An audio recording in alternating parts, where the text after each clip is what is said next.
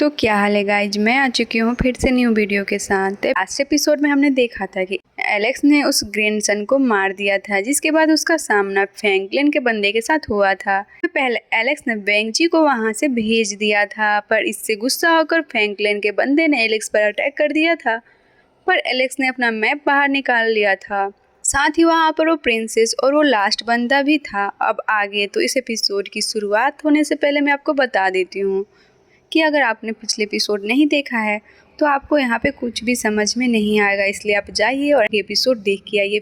तो इस एपिसोड की शुरुआत में एलेक्स बोलता है कि एशियन टाइम में कुछ डीमंस ने इस वर्ल्ड के लोगों को पावर्स दी थी, तो ज़रूर फ्रैंकलिन भी उन्हीं में से एक होगा।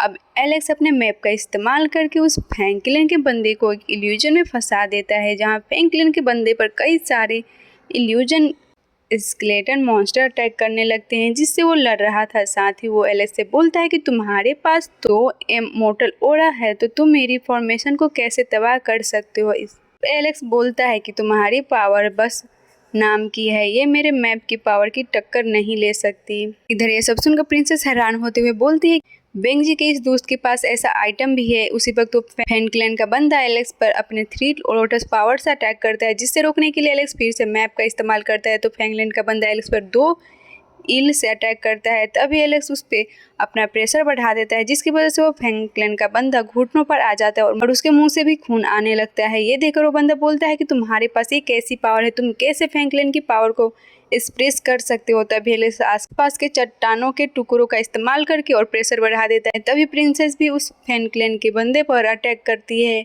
पर वो फ्रैंकलिन का बंदा फिर से खड़ा होकर अपनी हेल्थ ट्रांसफॉर्मेशन का इस्तेमाल करता है और बोलता है अगर तुम एक साथ नहीं होते तो मैं तुम सबको मार देता। अगर तुम में दम है तो मेरे डोमेन में आकर दिखाओ। ये सुन के एलेक्स मन में सोचता है कि इसके डोमेन में जाने से ज्यादा क्या होगा, मैं इसे फिर भी कैप्चर कर लूंगा। इस बाद एलेक्स, प्रिंसेस और लास्ट बंदा फ्रैंकलिन के डोमेन में चले जाते हैं, जहाँ पर चारों तरफ ब्लैक फॉग था। तो प्रिंसेस कहती है कि यहाँ पर तो हेवेनली आई का भी इस्तेमाल नहीं किया जा सकता फ्रैंकलिन के बंदे को ढूंढने के लिए। तभी वो अपने आप ही सबके सामने आ जाता है। तो एलेक्स पर अटैक करता है, पर अब की बार उसे कुछ नहीं होता और वो बोलता है कि बेंजी के सर्वेंट, तुम्हारी हिम्मत कैसी हुई मुझसे फाइट करने की। इस पे एलेक्स उसे कहता है कि तुम्हें बाद में पता चल जाएगा कि मैं कौन हूँ। इधर वो लास्ट वाला बंदा फ्रैंकलिन के उस बंदे पर अटैक करने के लिए जाने लगता है, पर प्रिंसेस उसे रोक देती है और एलेक्स से कहती है कि हम बस देखेंगे और तुम जाकर उसका सामना करो। ये सुन के एलेक्स उसकी तरफ जाने लगता है, पर उस ब्लैक डोमेन में से कई सारे हाथ निकलकर उसे पकड़ लेते हैं और वो फ्रैंकलिन का बंदा हंसते हुए बोलता है कि तुम कुछ नहीं कर सकते। तभी एलेक्स थंडर एम्पायर की पावर का इस्तेमाल करता है, उसकी मदद से उस बंदे पर अटैक करता है, जिसे रोकने के लिए वो फ्लावर्स का इस्तेमाल करता है, पर वो उसे रोक नहीं पाता। तभी प्रिंसेस एलेक्स को देखकर बोलती है कि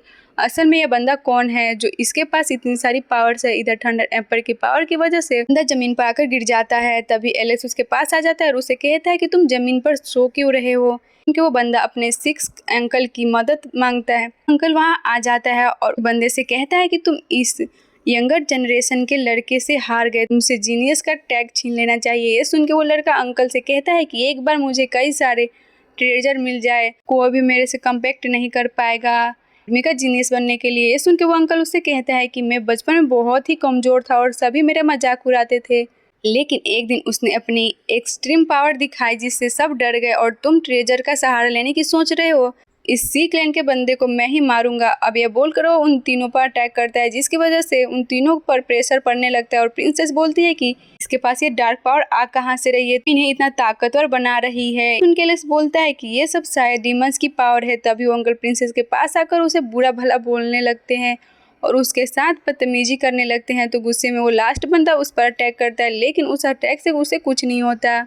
जिसके बाद वो उसके पास जाकर बोलता है कि तुम्हारे पास 3 ओरा है और तुम्हारी बॉडी भी काफ़ी अच्छी है, इसका मैं इस्तेमाल कर सकता हूँ। अब वो उन तीनों से कहता है कि तुम तीनों मेरे अंडर आ जाओ, फ्रैंकलिन तुम्हें अच्छे से इस्तेमाल करेगा।